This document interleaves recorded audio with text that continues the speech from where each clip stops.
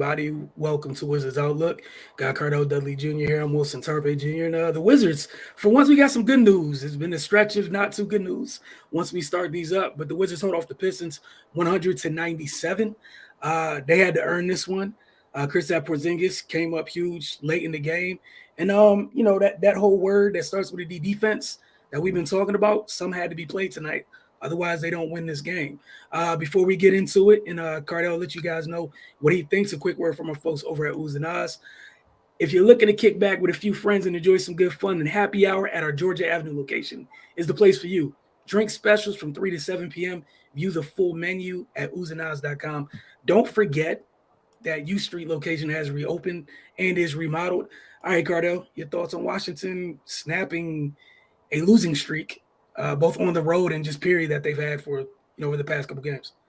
It feels good to see them win ugly because they haven't won ugly. Yeah, I can't remember when they won ugly. Either they smack teams or they just get beat down. It's been that way.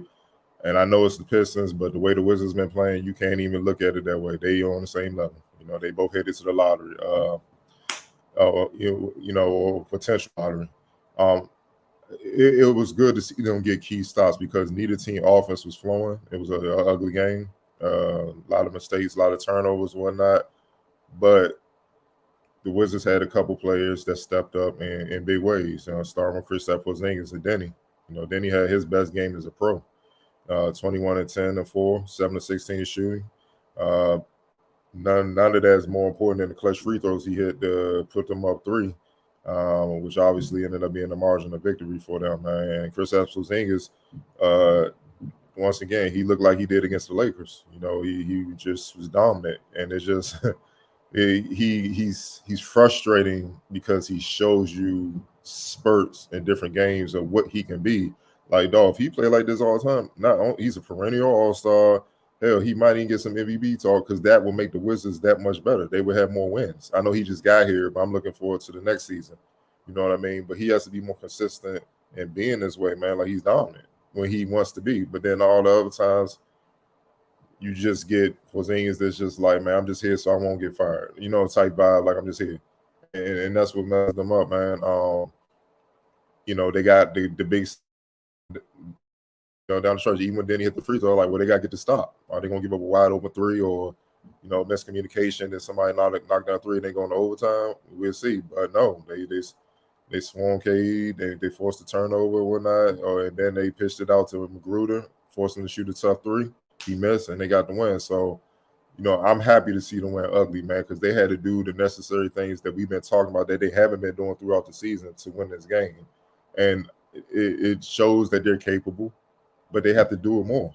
You know what I'm saying? That's the issue I see with them, man. They're capable, and that's frustrating. They're capable. If they would have did this, not even just saying, just a few times in December when they had when they lost like 10, 12 games in a row, or January or whatnot, they end up playing comfortably in the play-in, getting ready for the playoffs.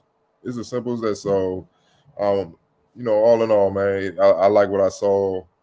I know it wasn't the perfect game, but I wanted to see him win, Grimes, especially after the performance last night. It was just ridiculous, man. So, they bounced back with some heart. I saw Rui. He's starting to get some ass on him. Isaiah Stewart is not the easiest dude to punch on. He's a big, mean, physical big. And Rui put him in the basket, screen right in his face. And I love to see it. I want to see Rui do more of that, man, because he's capable, man. He has all the tools, and I think he's starting to understand he has to play like that to maximize what he is, man. You can't be nice out here because they definitely won't hesitate to put him in the basket. So, look, man, I'm loving what I'm seeing, man. Especially with the guys out there that Gaff out, saying Neto out. They found a way, and they just have to maintain doing that, man. But a good game. And also, I'm going to give some love on the Detroit side. Marvin Bagley, he's been hooping since he came to Detroit. I guess it's true what they say, man. You can't judge a player until they out of Sacramento, dog. Like, that's how bad it is. Like, nah, he has to get out of Sacramento, then we can see, because he's been hooping. So I think him coming to Detroit has revitalized his career, and he's been balling, man. He's been productive, dog. Like, shoot, he made it tough on the Wizards. 25 and 5 off the bench, 10 to 16. 35 minutes. He was balling, man. and he made it tough for Rui. Rui been crazy efficient all throughout the season, but he defended Rui well, man. So you got to give him credit. Cade is on his way. We saw that at Oklahoma. He had, that man kid got a lot of Luka in him. The way he sees the floor, his size, how poised he is, but also with his skill, man. He's starting to figure out the league. So, all in all, man, you got to take the W, especially come out the L that they had last night, because they could have been deflated.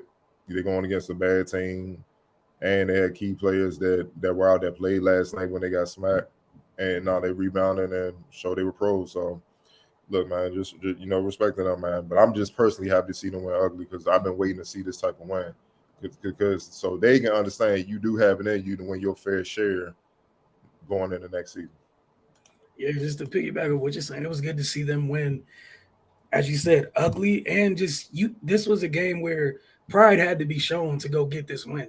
And coming off that performance, the night before, what have you, where it was a couple people showing pride. This felt like a team showing some sense of pride, right? Like, hey, we're not losing this one. And obviously, big game by Porzingis. I definitely agree with you wholeheartedly. It was the best game Denny's played as a pro. And what I liked is he had his moments and not finished at the rim, but he continued to attack. Still whined some, but felt like he was in control of his game. We got to see his full game on display. I think even some of I was even fine. I'm sure someone's going to nitpick about, I think a couple of his early shots were long twos instead of threes. I was just happy he was in rhythm, taking them with confidence. And we saw when he has the whole floor available to him, he's a problem. We saw him making plays. There were times when, I'm not going to put it all on him, but he was trying to find his bigs out of screens or whatnot. There was a couple passes at times, even I think when he tried to hit Kispert or Rui, where folks just dropped the ball. But he was finding them, which I want to give him credit for. And again, we see what it's like around the league, where players with size that are able to play in the screen role, handle the ball, period, create for others, the type of stress it puts on an opposing defense. So it was definitely fun to see him on that end. It was also a good thing to see late in the game where you want your best defensive players on the floor. He was one of the people he was subbed into the game. I think that's an encouraging thing with young players is going forward. You talked about Rui, just think with Rui just more. I think that's where all of us just really want is just more. Like, you're showing us all the stuff you have. We just need more of it. Like you said, just a little bit more dog or a little more a-hole, as you mentioned. That's what he needs. But I wish I would say I was shocked by him putting Stewart in the basket, but like I think myself, myself, Ray, I don't think any of us are shocked that Rui did it. I think Rui, we talk at length on here about the type of talent that kid has. I thought KCP defensively late, because Cade got it going in the third quarter. Just to get Cade off balance a little bit late in the game was huge, because, man, and shout out to Dwayne Casey, man.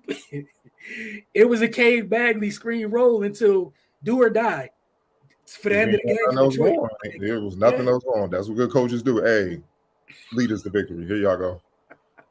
And like you said, for Bags, yes, it just a reminder when folks get relished to Siberia, aka bad organizations, let them come back out to civilization before we bury them and decide that they can't play basketball anymore. Because what it looks like for Detroit is you technically might have 2 lottery picks this season.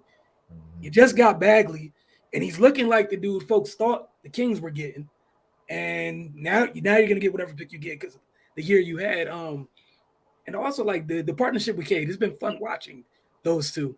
But, yeah, man, the biggest thing is this was a tough game, both physically and mentally, and they stuck through it. Which, like you say, Cardell, that's why it's been increasingly frustrating all year long. That's why it's been annoying to watch the nights where they just get punched and no one responds at all and they look listless and everything else. We're not saying they're world beaters, anything else, but have some pride. Play with at least a level. Like, the bar shouldn't be in hell, honestly. Like, the bar should be at least you fight, you compete, whatever happens, it happens. If the talent issue going off season, you address it. But like you said, it was good to see him win ugly. Your player of the game for this one? Porzingis. Yeah, I think that was easy. X Factor, I had Denny for this one. Who'd you have? Well, for sure, Denny. Yeah. Point forward, he'll 10 rebounds, 4 assists. Like I said, by far his best game as a pro. All right, we're gonna get into some of these comments. All right, Area 11T. Those the young guns were hooping in the first half. They got to start keeping that consistency in the second half. Go ahead, Cardell. Part of being young, my man. You know what I'm saying? That's why he left them out there.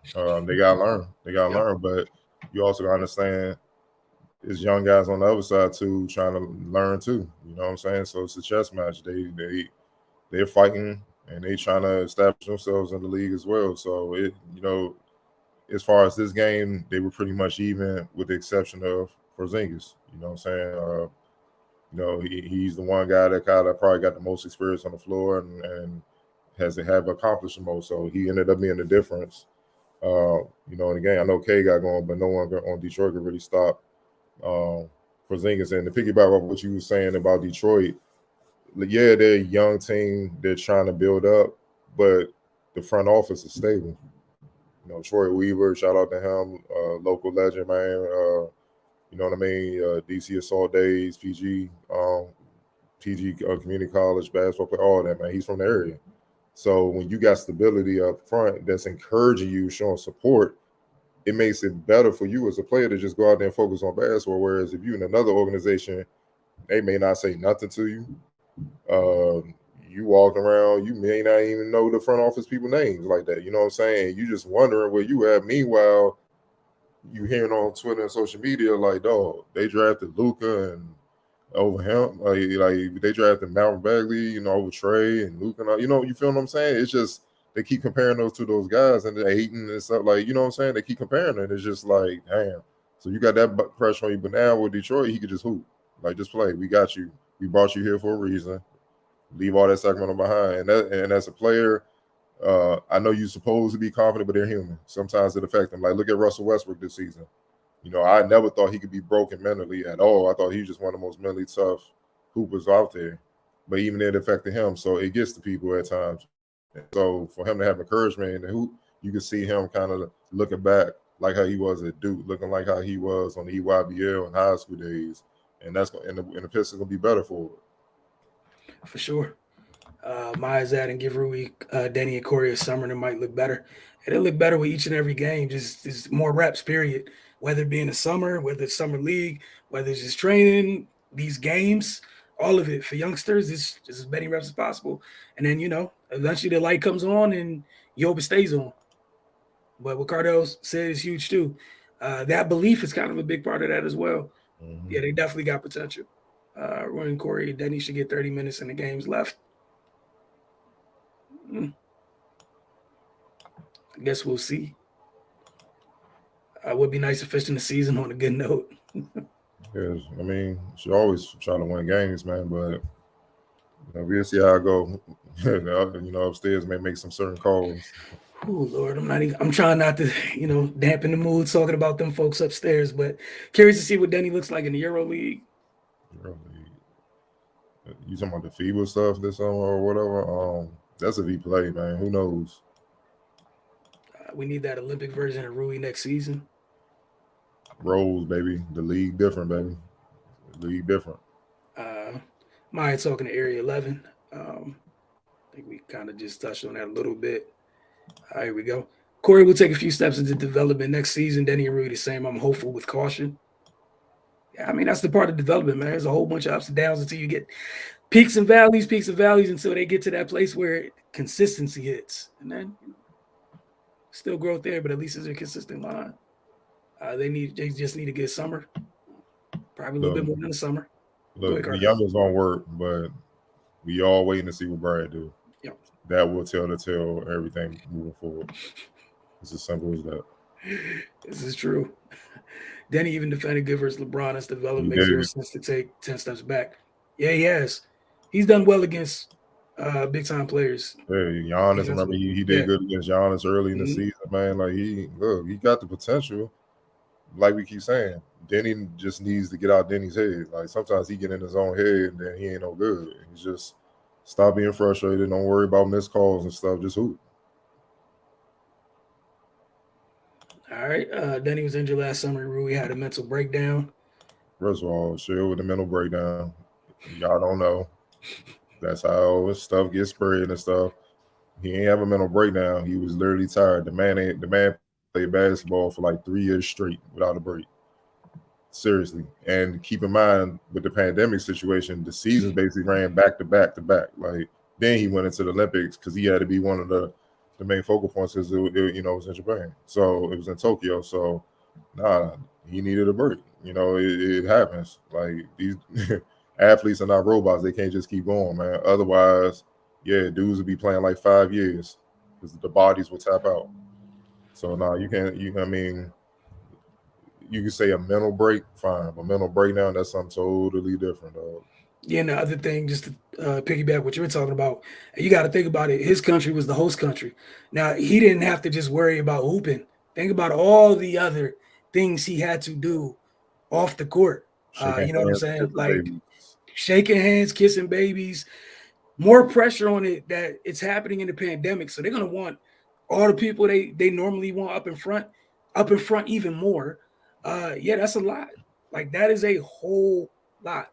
So if this became a trend, it's a discussion to have or something, but never seen that to be an issue to this point. Like it was some crazy circumstances. Like Cardo said, it's 3 years of just no break. And even then, like I would just to speak to his mental toughness, like he came back in this year and like from basketball wise, like once he got his legs back underneath him, he's been the Rui that we saw. Like it hasn't been, oh man, I'm not together or anything else. Like he's been solid. He's been sharp. What is he shooting from 3 this year? Like we've seen improvement that he's put in his game. Like, so yeah, I'm with Cardell. He just needed a mental break. I think Maya and Bochet agrees. 100%. I take it back. If y'all have no more comments, we'll see y'all after Sunday night's game, which should be fun. You got 46% this season from 3. 46 from 3, which went down because I think it was at like 48 like last week. So again, this was the guy when he got here. I remember all y'all, not everyone in the chat, but literally so many Wizards fans. Oh my God, he can't shoot threes. Why does he take so many jumpers? Blah, blah, blah, blah, blah. Now the kid's shooting probably the best percentage on the team and add into he's one of the few dudes that could go get him a shot. If you think about all the top players in the league, when it's time to go get him a shot, where are they getting a shot from? That one dribble pull up in the mid range is real. It is a weapon, and the kid has it. Like, they'll be fine. No problem. We appreciate you all, each and every one of y'all on a regular basis. Thank you. And we see y'all after Sunday night's game. And I think that one starts a little early. What is that, 6? Yep. 6 time. Yes, so fun times. Y'all have a great evening.